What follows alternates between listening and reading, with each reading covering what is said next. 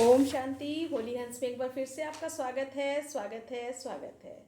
तो आज हम फिर से सुनते हैं रिवाइज कोर्स की मुरली सदा प्रसन्न कैसे रहें का पार्ट 2।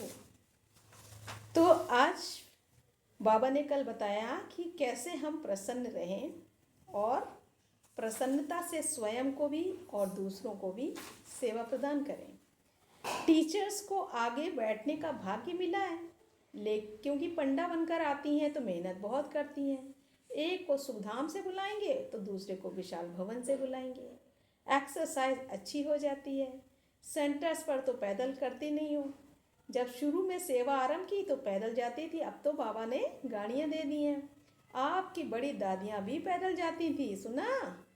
सामान का थैला हाथ में उठाया और पैदल चली।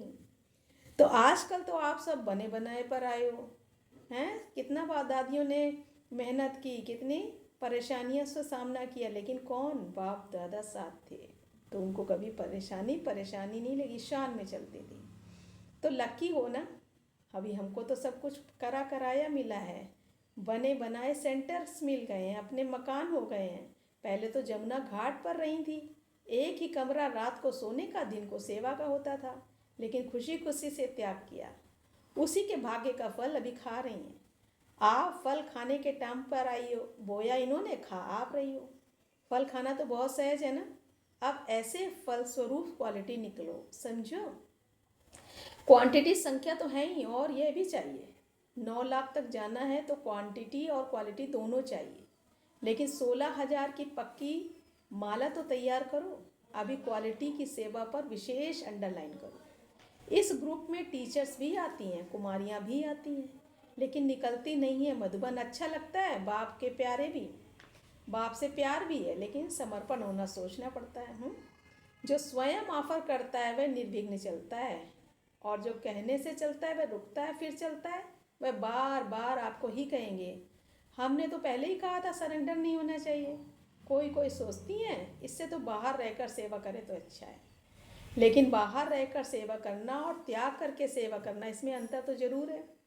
जो समर्पण के महत्व को जानते हुए सदा ही अपने को कई बातों से किनारा हो आराम से आ गए हैं, कई मेहनत से छूट गए। तो टीचर्स अपने महत्व को अच्छी रीति जानती हो ना। नौकरी और यह सेवा दोनों काम करने वाले अच्छे व काम करने वाले अच्छे, उन्हों को फिर भी डबल पार्ट बजाना पड़ता है। भल निर्बंधन है फिर भी डबल पार्ट तो है ना। आपका तो एक ही पार्ट है। प्रवृत्ति वालों को 3 पार्ट बजाना पड़ता है, एक पढ़ाई का, दूसरा सेवा का, और साथ साथ प्रवृत्ति का पालन का। आप तो सब बातों से छूट गई हैं। तो बाबा ने क्या कहा कि आपको तो बनी बनाई स्टेज मिली है, वो दादियों ने तो स्टेज बनाई। तो बाबा ने कहा सदा प्रसन्नता की विशेषता संपन्न श्रेष्ठ आत्माएं, सदा अपनी विशेषता की पहचान कार्य में लगाने वाली सेंसिबल और इनसेंसिबल आत्माओं को, सदा प्रसन्न रहने वाली, प्रसन्न करने की श्रेष्ठता वाली महान आत्माओं को बाप दादा का याद प्यार और नमस्ते। और हम रूहानी बच्चों की भी बाप दादा को याद प्यार और नमस्ते। आज बाबा आगरा राजस्थान जो उनसे मिल रहे हैं। सदा अपने को अकाल तख्त नशीन श्रेष्ठ आत्माएं समझते हो? बाबा ने इनसे सवाल किया। आत्मा अकाल है तो उसका तख्त भी अकाल तख्त हो गया ना। इस तख्त पर बैठकर आत्मा कितने कार्य करती है? तख्त नशीन आत्माओं। इस स्मृति में स्वराज्य की स्मृति स्वतः आती है। राजा भी जब तख्त पर बैठता है तो राजाई नशा, राजाई खुशी स्वतः होती है। तख्त नशीन माना स्वराज्य अधिकारी राजा हूँ। इस स्मृति में सभी कर्मिनियाँ स्वतः ही ऑर्डर पर चलेंगी। जो अकाल तख्त नशीन समझकर चलते हैं उनके लिए बाप का भी दिल तख्त है, क्योंकि आत्मा समझने से बाप भी याद आता है। फिर न देह के संबंध है, न पदार्थ है, एक बाप ही संसार है। इसलिए अकाल तख्त नशीन बाप के दिल तख्त नशीन भी बनते हैं।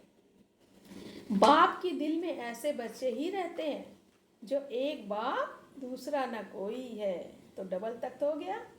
जो सिखिलते बच्चे होते हैं, प्यारे होते हैं, उन्हें सदा गोदी में बिठाएंगे, ऊपर बिठाएंगे, नीचे नहीं। तो बाप भी कहते हैं, क्या कहते हैं बाबा? तख्त पर बैठो, नीचे क्यों बैठ जाते हो? जिसको तख्त मिलता है वह दूसरी जगह बैठेगा क्या? तो अकाल तख्त व दिल का तख्त को भूल देह की धरनी में मिट्टी में नहीं जाओ। देह अभिमानी नहीं बनो, देही अभिमानी बनो। देह को मिट्टी कहते हो ना, मिट्टी मिट्टी में मिल जाएगी, ऐसे कहते हैं ना। तो देह पर आना अर्थात मिट्टी में जाना। तो रॉयल बच्चे होते हैं वो कभी मिट्टी में नहीं खेलते हैं। परमात्मा बच्चे तो सबसे रॉयल हुए। तो तख्त पर बैठना अच्छा लगता है या थोड़ी थोड़ी दिल होती है मिट्टी में को भी देख लें। कई बच्चों की आदत मिट्टी खाने की व मिट्टी में खेलने की होती है। तो ये देह क्या है? मिट्टी।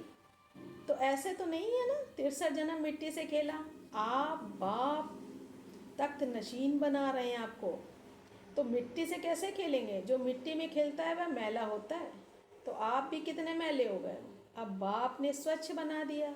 सदा इसी स्मृति से समर्थ बनो। शक्तिशाली कभी कमज़ोर नहीं होते हैं। कमज़ोर होना अर्थात माया की बीमारी आना। अभी तो सदा तंदुरुस्त हो गए, आत्मा शक्तिशाली हो गई। शरीर का हिसाब किताब अलग चीज़ है, लेकिन मन शक्तिशाली हो गया ना। शरीर कमज़ोर है, चलता नहीं है, वह तो अंतिम है, वह तो होगा ही। लेकिन आत्मा पावरफुल हो, शरीर के साथ आत्मा कमज़ोर ना हो। तो सदा याद रखना कि डबल तख्त नशीन सो डबल ताजधारी बनने वाले हैं। अच्छा, सभी संतुष्ट हो ना। संतुष्ट अर्थात प्रसन्नता। सदा प्रसन्न रहते हो या कभी कभी रहते हो? हैं, बाबा पूछ रहे हैं। कभी अप्रसन्न कभी प्रसन्न, ऐसे तो नहीं है। कभी किसी बात से अप्रसन्न तो नहीं होते हो? आज यह कर लिया, आज यह हो गया, कल वह हो गया, ऐसे पत्र तो नहीं लिखते हो? सदा अप्रसन्न चित्त रहने वाले अपनी रूहानी वाइब्रेशन से औरों को भी, बाबा कह रहे हैं, सदा प्रसन्न चित्त रहने वाले अपनी रूहानी वाइब्रेशन से औरों को भी प्रसन्न करते हैं। ऐसे नहीं मैं तो प्रसन्न रहता ही हूँ, लेकिन प्रसन्नता की शक्ति फैलेगी जरूर। तो और किसी को भी प्रसन्न कर सको ऐसा हो, या अपने तक ही ठीक है, दूसरों को भी करेंगे फिर तो अभी कोई पत्र नहीं आएगा। अगर कोई अप्रसन्नता का पत्र आए तो वापस उनको ही भेज देंगे ना। यह टाइम और तारीख याद रखना। हाँ, यह पत्र लिखो, ओके हूँ और सब मेरे से भी ओके है ना। मैं भी ओके हूँ और मेरे से भी सब ओके हैं। यह 2 लाइन लिखो बस। मैं भी ओके और दूसरे भी मेरे से ओके हैं। इतना खर्च क्यों करते हो? यह 2 लाइन कार्ड पर ही आ सकती है और बार बार भी नहीं लिखो। कई तो रोज कार्ड भेज देते, रोज नहीं भेजना है। मास में 2 बार, 15 दिन में 1 बार ओके का कार्ड लिखो। और कथाएं नहीं लिखना। अपनी प्रसन्नता से औरों को भी प्रसन्न बनाना। अच्छा, आज बाबा ने वरदान दिया है, कम शब्दों द्वारा ज्ञान के सर्व राजों को स्पष्ट करने वाली यथार्थ और शक्तिशाली भव। कोई भी चीज़ जितनी अधिक शक्तिशाली होती है उतनी उसकी क्वालिटी कम होती है। ऐसे ही जब आप अपनी निर्वाण स्थिति में स्थित हो, वाणी में आएंगे तो शब्द कम लेकिन यथार्थ और शक्तिशाली होंगे।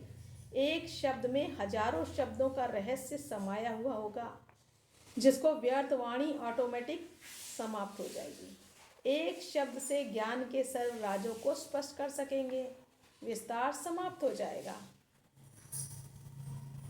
स्लोगन है, दिल से बाबा कहना अर्थात खुशी और शक्ति की प्राप्ति करना। तो आज बाबा ने क्या कहा? सदा प्रसन्न कैसे रहें, तो उसकी वाणी बाबा ने चलाई। तो आपको कैसी लगी कमेंट करके ज़रूर बताएं। अच्छा, ओम शांति।